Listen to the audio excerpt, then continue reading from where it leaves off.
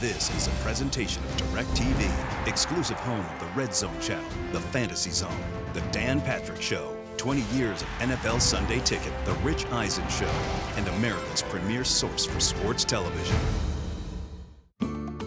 His internet search history is on the banned books list. The Sports Illustrated swimsuit cover filed a restraining order. Costco has renamed their economy lotion Fritzy Size. Bath towels have a one-time use. His do not disturb sign is disturbing. I'm not always pervy, but when I'm at my perviest, it's on the box score, which starts now, my friends. Hey, ladies. I don't know a lot about sports, but I can drink a lot of beer. My motto is simple: C's get degrees. Need a long, inappropriate hug? I'm your man. I think I'm smarter than you, because I probably am. Howard Collins for box score.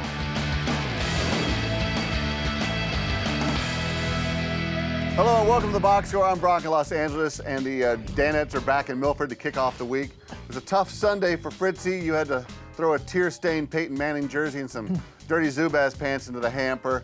And then on top of everything, the boss was toying with the idea of replacing you this morning. He had Tony Dungy sitting in your seat, and he was looking very much at home this morning. McLovin, what's it like having a classy guy like Coach Dungy sitting next to you for a few moments?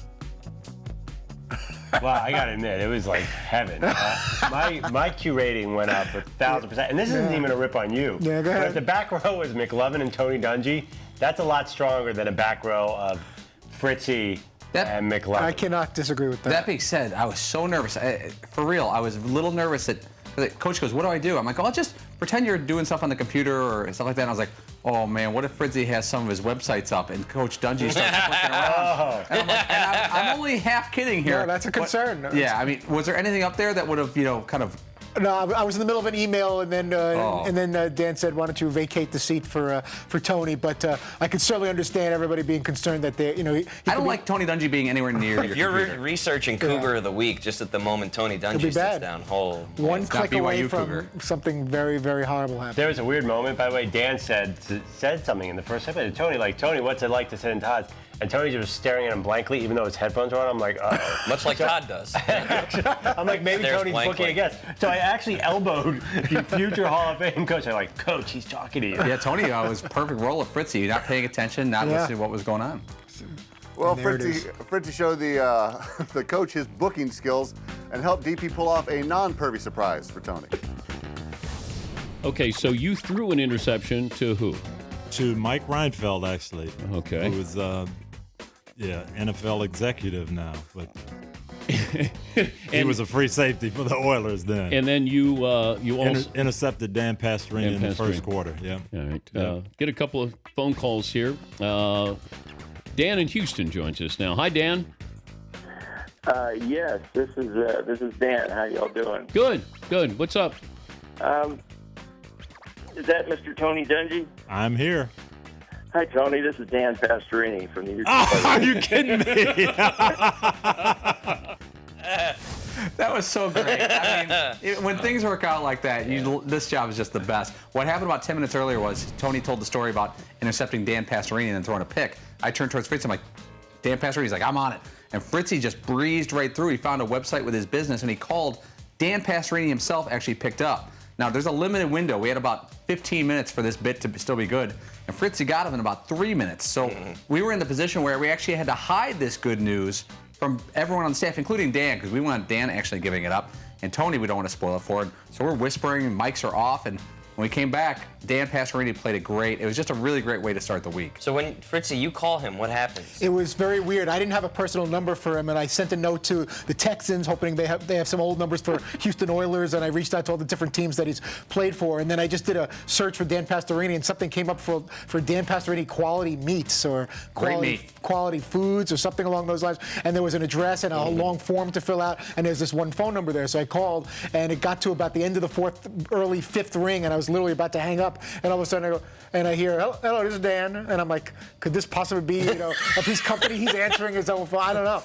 So, and then I gave him a little quiz to make sure that that was in fact Dan Pastorini and not someone pretending to be him or some other guy named Dan that works for his company, and explained to him the situation. He agreed to come on, and we lucked out that Dan Pastorini answered the phone on a number that was listed on his website. I love the idea. First of all, I love high quality meats. And if I knew this, I would have ordered from his company a long time ago. Yeah. But Pastorini sounds like an Italian meat. I would like a Pastorini sandwich. Nice lean Pastorini. Sure. There, a little mustard. Olive oil. A little olive oil. Oh, it's so nice with the tomato, nice and thin. Well, Seton, you were an eye shot when Shea Irving called in today and went on his rant. What do you think was going through Tony's mind when all this went down? Well, Tony, one of the first things he said this morning when he walked in was, hey, have anybody heard from Shea today? How's he doing? And I'm like, what? That's what Tony Dungy's thinking of right now? Shea and Irving? What the hell? This guy won the Super Bowl. Yeah, like he's a Hall of Fame coach. He's like, oh, well, hope Shea's all right because that was a tough one. What? That was great. I was so anxious. Seton, did you have your hand to cut off Shea mid-sentence? Well, I was actually a little nervous of the idea of putting Shea and Coach Dungy on at the same time because Shea is Shea, and like hearing him go on a rant about, guys got to get their heads out of their asses or whatever, and there's Tony Dungy sitting there like, hey, all right, great, I'm glad I'm part of this. It worked out, though. It was good. A little nervous. Paulie, who told Dan the story about LaShawn McCoy and his Escalade getting hit? I'll tell you, the I-team is all over this one, and we couldn't find it. We have a thing called Show Prep, a one-page sheet that Dan gets every day for each guest. We do have that. We do, and it's there every day. Show Prep. And so Dan, sometimes on this sheet, will get little stories or pieces of information, and I checked there immediately because I was ready to go nuts. And I looked on the sheet, and there's nothing about an Escalade, so I didn't ask Dan because I didn't want to belabor the issue, but it put the brakes on the interview quite a bit. Well, yeah, but that being said, does anyone in this room think for 1 second that story wasn't 100% true? It seemed like it could have been something that he just didn't want to talk about. LaShawn's answer was pretty much... I felt like he was being honest. I felt he's a pretty honest dude. I felt like the details were a little off, but the story was true, and he wanted to know more how Dan got that story. Yes. Rather than, no, that's not true. No. Yeah, dude. All I can say is we're all over this one. Well, the boss got some bad intel, but sometimes wires get crossed because McCoy had no idea that Nick Foles was injured. Actually, I was one of the drives we went in the game. I'm looking for Nick, and I see Sanchez. I didn't even know Nick was hurt. I didn't even know he was hurt. And then I seen Sanchez in the huddle. And then I was asking, where's Nick at? And he's like, he's hurt. So. Yeah.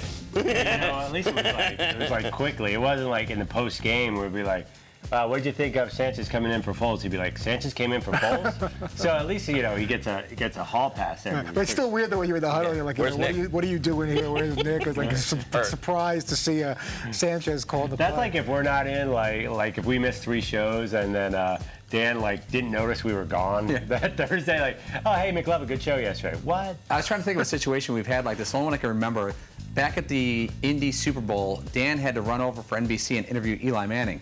So in a great move of selflessness, Mike Florio came in and hosted for like an hour and 10 minutes in the middle of the show. He's like a middle reliever. Then Dan came back to finish the show. Now, one of our bosses, a pretty high-end guy at DirecTV, came walking over, management type, and he looks, he goes, hey, how's it going? How's it going, Paul? How's it going, Seton? And he goes, hey, where's Dan? Because he's looking up there and he sees Mike Florio there. And I'm like, oh, and I didn't really have time to explain to him the whole Florio-Eli interview thing. I think he was just shocked that Dan wasn't hosting his own show.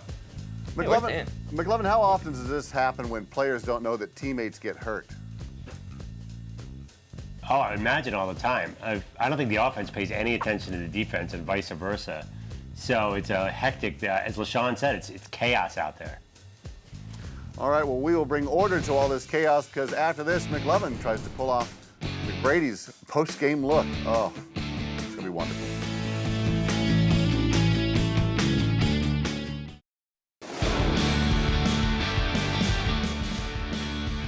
See what I'm doing here? I see you're pumping your collar. Sweater. Brady-inspired wardrobe today. If there's a chance you could have a Brady-like performance, I would appreciate that. You're saying I'm having more of an early season Brady-like run. I think you're having a Brandon Whedon day, maybe. That's not good. Welcome back to the box score. That was McLovin trying to pull off Tom Brady's post-game look in the morning meeting. Seton, can you give us a grade on, what do you think of McLovin's look there? You're a Brady guy. All right. Well, if I'm going on a scale from 1 to 10, I give it 100. I think McLovin absolutely crushed it. He's probably going to get offers from like modeling contracts and things like that, agents, designers sending him clothes. I thought it was just spectacular. Yeah, you'll notice Dan didn't criticize my look. He criticized my work. Yeah. So, like, that's kind of saying, That's like, fine. the look was not so far off. Like, I got the look Yeah, part he seemed down. he was accepting of that. It was like Freaky Friday around here. It was weird. And that picture, I turned around and saw the picture. I'm like, this has got to be galactically photoshopped. What happened here? I thought, but it was a natural picture, not the For a facial second, you looked expression you at had the going? wrong Tom Brady. You were like, hey, look at Tom Brady's in a leather. Oh, no. I didn't know Tom Brady wore glasses and looked like a professor. Wow. No, When did stop, Brady shave? Stop, guys, stop. I didn't realize Tom had shaved in it. Oh, wait, that's not him. If you put me in a corner that's just dark enough, it's not so bad. What just hell is happening? The right lighting. Yeah. Well, if Ford's going to call McLovin, maybe they can call you, Seton, because a while back you gave us a little Brady post-game look there with this sort of vacuous stare. McLovin, do you care to grade Seton? That's not Seton's best look, but Seton's hair, I think, is closest to Brady because he kind of models it off of Tom Brady. Right. Seton has a trick we all know. He watches David Beckham, Tom Brady, and I believe Brad Pitt closely to copy their hairstyles. So, I usually Seton is closest to Brady, and that's still very, very All far. he needed, though, was a top coat with an 8-inch collar. Yeah, the pops, facial and then expression you're right in the wheelhouse. Which source is close to me telling me maybe efforting. Christmas? Well, McLovin's look was so snappy. You guys put it up on the website for your caption, the photo for the day. McLovin looking as cool as can be, or at least trying to. But we want to see Nice what you pose. guys came up with. McLovin, you two, in fact, start us off. Caption your own photo for us. Twins? Question mark? That's all. Seton, you got one? Not as good as twins, that's for damn sure. Fritzy, you want to try one? Yeah, I had a Pick Sick, Full Metal Slacket, Schlockborough, cover of G Flu. What is Full Metal Slacket? Natriot, and Brady and Shady. What the heck What does does Slacket Schlockborough mean? Like Schlocky, like Foxborough, Schlockborough. What is Full Metal Slacket? You're wearing a jacket, and it gave me an opportunity to say you were a slacker, even though you're not, and I called it Full Metal slack. Slacket. And That's a Natriot stretch. and Brady and Shady. Paulie, The only one I had Carolina? was Foxyborough, and Fritzy kind of co-opted it, but Foxyborough is what I was thinking. I just came up with opposites or mutually exclusive. That was my effort. Well, some of the captions got the callers involved today, or the listeners, I'm sorry, and Rick chimed in with this one. Schmuck rule, that's definitely a fumble. Wow.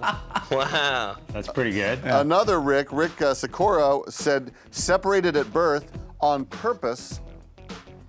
I don't totally get it, but I love it. I like it. That's great. Thinks that you were conjoined. While Peter weighed in with GQ and G Who. But of course, those were not the winner. McLovin, who was? I think his name was Rick, or something like that. And it was members only meets members lonely. Bravo. And Yeah. he gets a Callaway driver, right? Yeah, Callaway Big Bertha Alpha 815. Left-handed, baby. whether he's left-handed or not. Nice. Yeah. Okay, McLovin may not have the coolest look, but if he needs tips on being cool, he can go to Madison Bumgarner, who called in today and told DP how he stays cool on the mound. That's the key for me. Anybody being successful in the postseason or any big game is being able to take that stuff and then push it aside and just concentrate on what you need to concentrate on and worry about what you can control instead of what you can't. So, and fortunately for me, I've had a little bit of experience at it. In 2010 and 12, both those World Series runs. So. Me and a lot of the other guys on our team had been there and done that before. I think that helps us. Man, I'll tell you what, that dude is super cool. As my mom would say, cool as a cucumber. It sort of explained a lot to me about his personality, but I was wondering if he was having any fun. Like, you're just, World Series, MVP, like, you're probably going to make a bunch of dough eventually off this. Not that you already aren't, but it's like a pretty great moment. He's like, yeah, it's pretty cool. It felt like he'd rather be pheasant hunting with a bunch of his buddies somewhere. He kind of sounded like Liam Neeson in Next of Kin, which is a great. Yeah, I'm listening to it. I feel like shaking him. Granted, it's days removed now already from the final out. It was like, do you realize what you accomplished, and your name is next to some of the greatest pitchers and the greatest what you accomplished in the postseason was like unmatched by anyone in the history of the game. Show a little more enthusiasm. But I guess that's what makes him great, that he doesn't get too high or too low on the mound. That helped him put up those kind of stats. Yeah, I was the one that really got me is that he didn't have the ball, the final out. He's like, I don't care. There were lots of balls in that game, The sound of all can show it's the final ball of the last out. Wake up. I saved the ball that we didn't throw out at Wrigley Field for the first pitch because I save it like it's a life, something I keep my whole life on. And this guy's like, whatever. All right, well, he beat the Royals. Big deal. Okay, stick around. It's time to battle for the mock headline championship belt.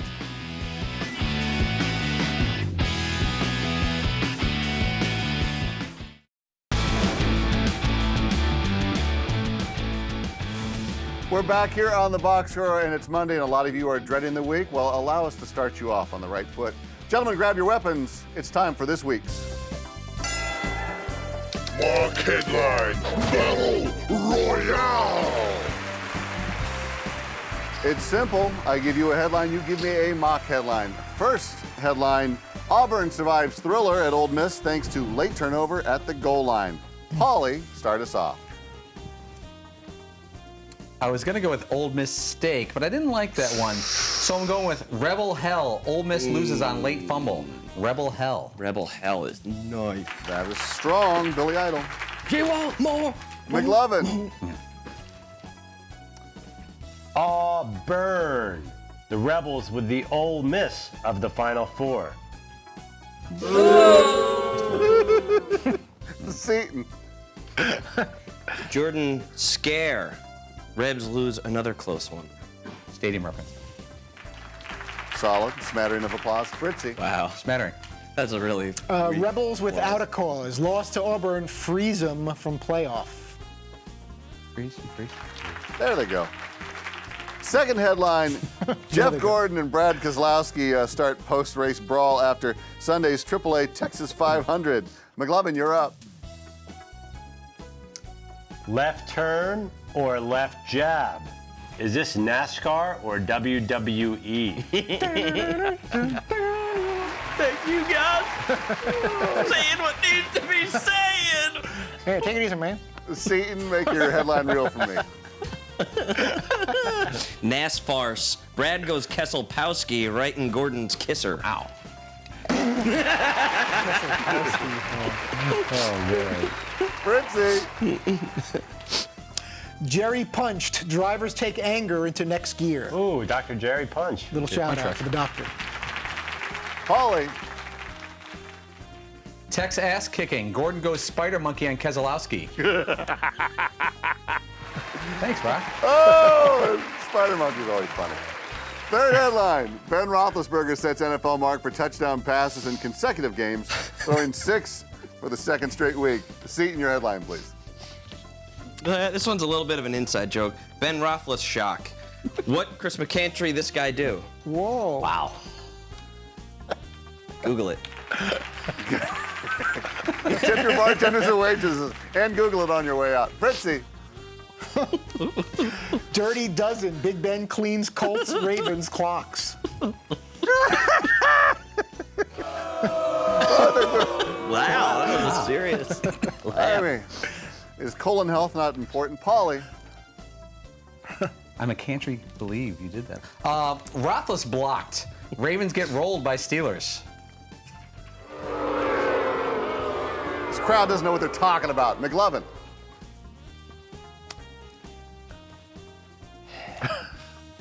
Big Ben comes up big. Ben?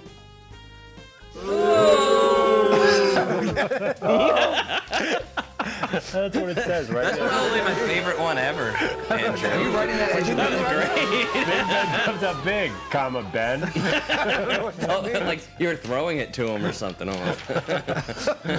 Let's pile on the excellence. Our final headline, Rams beat 49ers on the road after Colin Kaepernick's fumble in the end zone with 2 seconds left. Fritzy laid on me. A Gore thing. San Fran wins if they feed it to Frank. Ooh, true. Very alliterative. Paulie. Fritzy special. Colin all cars. Niners searching for some blocking. That's funny. Car 54, where are you? McLovin. Colin. Kaepernick? More like Capper makes me sick, thought the 49ers fan. That flows. Wow. Wiping tears away. Seton. Crappernick. Colin loses bowel in end zone. That's deep. Whoa! That was It's a little by stool far humor. the best headline. Valiant effort by all, but today the mock headline championship belt goes to the front row. Shall share in its glory.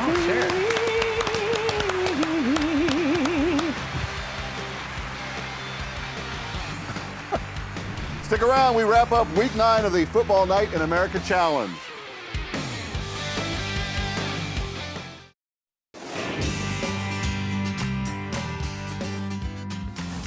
Welcome back to the box score. It was a matchup between two rivals last night on Sunday Night Football, and more importantly, two QBs gunned it out, Roethlisberger and Flacco. Hope you enjoyed it, but more importantly, let's see who won this week's.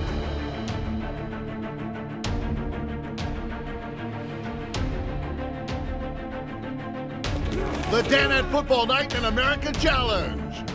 We asked you which quarterback would throw the most touchdown passes. Would it be Roethlisberger or Flacco? Let's recap. I think McLovin said Big Ben, Seton, Paulie, and Fritzy took Flacco, and I said it would be a tie. I'm sure, as you all know, the QB with the most TD passes was, of course, Big Ben Roethlisberger. McLovin, congrats. You are this week's winner and going against the grain with Big Ben. No bonus points. However, he only threw 3. Do you care to gloat, sir? Well, actually, he did throw 3. He happened to throw 3 more on top of that. So I'm not sure if I should get the bonus He actually points threw or 3 not. twice, so you should get double bonus Yeah, points. it's kind of a gray area Two here. sets of 3. Yeah. Well, let's see if our graphics guys can scramble and give you twice the points. Our leaderboard after week 9, not. McLovin moves into the lead all by himself with 4 points. Paulie and I are tied for second with 3, and while Seton and Fritzy are bringing up the rear with 2 points apiece. Seton, do you think McLovin can pull away here, or is he going to completely fall apart in the down the stretch? I don't know. He's got a certain amount of swagger right now with the whole Tom Brady thing, plus getting those points. Plus, he's pretty much kicking it with Tony Dungy, just talking football for the first hour and a half today. Yeah. So I think he's really riding an incredible wave right now that I only see just building and building and building. That being said, we are really looking forward to him crashing down to earth. Fingers crossed. Well, someone who watched their quarterback crash to earth. Fritzy, who's on tomorrow? South Carolina coach Steve Spurrier will join us. We may hear from Brian Kelly, Notre Dame's coach. Another losing coach. We could possibly hear from Rob Ninkovich of the New England Patriots as well. Wow. Ninkovich. Okay. Thank you, guys. Thanks for watching the box score. Catch us weekdays at 3 p.m. Eastern only on Audience Channel 239 right here on DirecTV, or catch our podcast available on iTunes or at podcast1.com for extras and goofy stuff. Here we go. Cheers, guys. I don't know a lot about sports, but I can drink a lot of beer. My motto is simple. C's get degrees. Need a long, inappropriate hug? I'm your man. I think I'm smarter than you, because I probably am. Hey, thanks for watching the box score. Holy cow! This was a presentation of DirecTV, exclusive home of the Red Zone channel, the Fantasy Zone, the Dan Patrick Show, 20 years of NFL Sunday Ticket, the Rich Eisen Show, and America's premier source for sports television.